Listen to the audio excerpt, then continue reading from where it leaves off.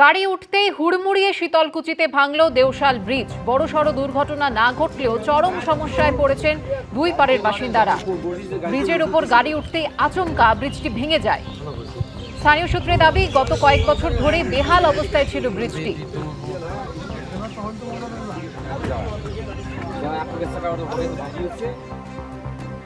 যাদবপুর বিশ্ববিদ্যালয়ের তাণ্ডবের ঘটনায় আগেই 3 সদস্যের তদন্ত কমিটি গঠন করেছিল বিশ্ববিদ্যালয় কর্তৃপক্ষ। এবার সেই তদন্ত কমিটির দায়িত্ব যাকে দেওয়া হয়েছে তাকে নিয়ে আপত্তি জানালো আরএসএস প্রভাবিত অধ্যাপকদের সংগঠন অখিল ভারতীয় রাষ্ট্রীয় শৈক্ষিক মহাসংঘ। আপত্তি জানিয়ে ইতিমধ্যে বিশ্ববিদ্যালয়ের আচার্য, রাজ্যপাল এবং উচ্চশিক্ষা দপ্তরকে ইমেল দেওয়া হয়েছে সংগঠনের তরফে। তাদের দাবি, হাইকোর্টের কোনো অবসরপ্রাপ্ত বিচারপতির নেতৃত্বে এই তদন্ত হোক।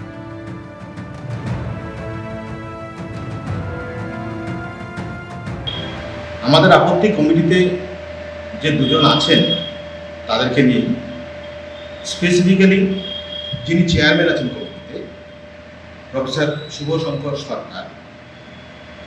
আমরা জানি 2022 সালে এসএসসি টিচার রিক্রুটমেন্টের যে বেনিয়ম হয়েছিল তাতে হাইকোর্ট তৎকালীন পশ্চিমবঙ্গ সরকারকে ওনাকে চেয়ারম্যানের পদ থেকে সরিয়ে দিতে বলেছিলেন। আরেকজন মেম্বার আছেন যাকে প্রেজেন্টিং অফিসার করা হয়েছে, ডক্টর আবুল হাসনাত। তার রিক্রুটমেন্ট নিয়ে আমরা বহুদিন থেকে অভিযোগ করে আসছি। ফলে এইরকম ধরনের মানুষদেরকে কমিটিতে রেখে স্বচ্ছ, ইম্পার্শিয়াল, ইন্ডিপেন্ডেন্ট তদন্ত হওয়া সম্ভব নয় বলেই আমরা মনে করছি। তাই আমরা উপাচার্যকে চিঠি দিয়েছি। রাজ্যে পরিবর্তন হয়েছে, কিন্তু কলেজে কলেজে যেভাবে একেবারে বিজেপির সাংসদ, বিধায়করা তারা মাথায় গিয়ে বসেছেন, তাতেই কিন্তু এটা প্রমাণিত হচ্ছে যে শিক্ষায় দলতন্ত্রের যে চেনা ছবিটা তার পরিবর্তন হয়নি। কলেজে পরিচালন সমিতির মাথায় শুধু বিজেপির সাংসদ এবং বিধায়ক। 247টি কলেজের তালিকা প্রকাশ করেছে উচ্চশিক্ষা দপ্তর। সেখানে কলেজে কলেজে মমতা বন্দ্যোপাধ্যায়ের জমানার প্রতিচ্ছবি বিজেপি আমলেও সামনে এসেছে। কলকাতা থেকে জেলা শাসক নেতারাই কলেজ কমিটির মাথায়, কলেজের পরিচালন সমিতির মাথায় সাংসদ, বিধায়ক থেকে শুধুই বিজেপির মন্ত্রীরা।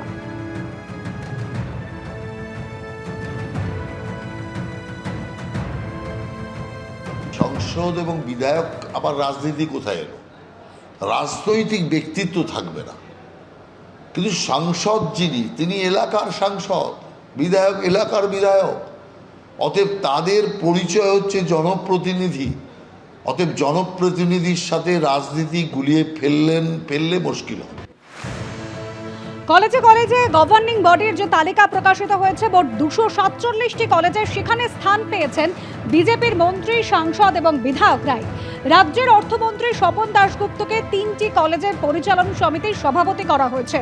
শিল্পমন্ত্রী তাপস রায় 3টি কলেজের গভর্নিং বডির সভাপতি হয়েছেন। স্বাস্থ্যমন্ত্রী শরদ্দত্ত মুখোপাধ্যায় 2টি, উচ্চশিক্ষামন্ত্রী জগন্নাথ চট্টোপাধ্যায় 3টি, পুর নগরোন্নয়ন মন্ত্রী অগ্নিমিত্রা পালকে 1টি কলেজের পরিচালন সমিতির সভাপতি করা হয়েছে। আর এইভাবে অধিকাংশ বিধায়ককে এই পদ দেওয়া হয়েছে। বিজেপি বিধায়ক সর্বরী মুখোপাধ্যায়কেও 2টি কলেজের গভর্নিং বডির সভাপতি করা হয়েছে। শুধুই মন্ত্রী বিধায়করাই নন, বিজেপি সাংসদ, কেন্দ্রীয় শিক্ষা প্রতিমন্ত্রী সুকান্ত মজুমদার 2টি কলেজের গভর্নিং বডির সভাপতি হয়েছেন।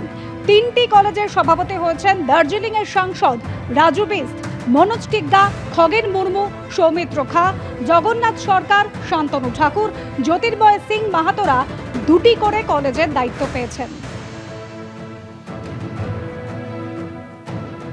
এতদিন ধরে যারা তৃণমূল কংগ্রেসের সরকারকে ব্লেম দিত যে এরা কোনো জায়গা ছাড়ে না, বিরোধীদের সম্মান করে না, বিরোধীদের কোনো জায়গাতে তাদের স্পেস দেওয়া হতো না, আমাদের দেয়নি তা নিয়ে দুঃখ নেই।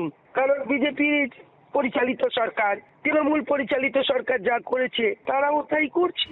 ভারতীয় জনতা পার্টির যারা এমপি বা এমএলএ হয়েছেন, যারা এই ধরনের কলেজ বা শিক্ষা প্রতিষ্ঠানগুলির মাথায় রয়েছেন বলে বলা হচ্ছে অ্যালেজলি, সেখানে দেখবেন তাদের শিক্ষাগত যোগ্যতা কি আছে এবং তারা কতটা শিক্ষাব্রতী। শুধুমাত্র রাজনৈতিক কারণে ক্লাস 8 পাস এরকম লোকেদের উচ্চশিক্ষার যে কমিটি তার মাথার উপরে বসিয়ে দেওয়া হয়েছিল তৃণমূলের আমলে, সেই জিনিস বিজেপির সময় হয়নি। ডক্টর সুকান্ত মজুমদার বা বাকি যারা রয়েছেন আমাদের, যাদের নামের পেছনে তাদের গবেষণালব্ধ প্রাতিষ্ঠানিক ডক্টরেট ডিগ্রি রয়েছে বা অন্য কিছু রয়েছে, তাদের ক্ষেত্রে তাদের যে কাজ তারা শিক্ষার ক্ষেত্রে তারা করতে পারবেন না শুধু রাজনীতি করেন বলে। এটাই বা কি ধরনের নীতি হতে পারে? প্রশাসন একটি সিদ্ধান্ত নিয়েছে, নিশ্চয়ই এই বিষয়ে আলোচনা হবে। কলেজে পরিচালন সমিতির মাথায় এতদিন তৃণমূলের নেতা মন্ত্রীরা থাকলে বিজেপি প্রশ্ন তুলতো, এখন তাহলে তারা কি বলবেন, প্রশ্ন করছেন কুণাল ঘোষ।